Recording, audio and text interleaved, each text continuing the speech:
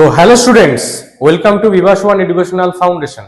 আজকে আমরা আরেকটি গুরুত্বপূর্ণ শর্ট ট্রিক্স নিয়ে চলে এসেছি। চলো দেখে নেওয়া যাক কি বলেছে কোশ্চেনটি। Sufficient food supply was arrange to last for কত 30 days। ঠিক আছে, কিছু ফুড সঞ্চয় বা খাবার সঞ্চয় করা হয়েছে কতদিনের জন্য? 30 দিনের জন্য। ফর কিসের জন্য, কাদের জন্য? 250 সোলজার্স, মানে 200-250 জন সৈনিকের জন্য।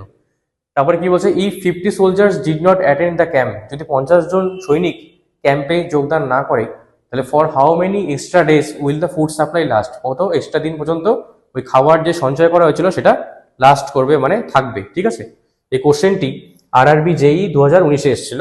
চলো আমরা তাহলে শুরু করছি। সবার প্রথমে যে ইনিশিয়ালি মনে করো সোলজারের সংখ্যা ছিল M1, ঠিক আছে, তার জন্য যে সময় লাগছিল M1 হচ্ছে, আমি D1 লিখে দিলাম। ঠিক আছে, এটা কার সাথে সমান হবে? আমরা এই ফর্মুলাটা ইউজ করছি, M1 D1 = M2।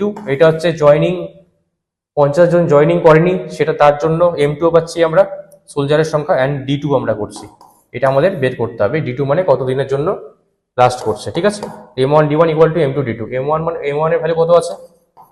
250 সোলজার্স কতদিনের জন্য খাবারটা সঞ্চয় করেছিল? 30 দিনের জন্য। আচ্ছা, M2 কি হবে? দেখো 250 সোলজার্স ছিল, 50 সোলজার্স বলছে অ্যাটেন্ড করেনি ক্যাম্পটিকে, তাহলে কতজন থাকলো? 250 - 50 মানে কত হচ্ছে? তাহলে 200 হচ্ছে সোলজারের সংখ্যা। আর ডে কত, এটা আমরা বের করবো, D2। তাহলে এখানে কাটাকাটি করতে পারি আমরা, তাহলে কত হচ্ছে? D2 = কত হচ্ছে? 75/2 পাচ্ছি আমরা, তাই না?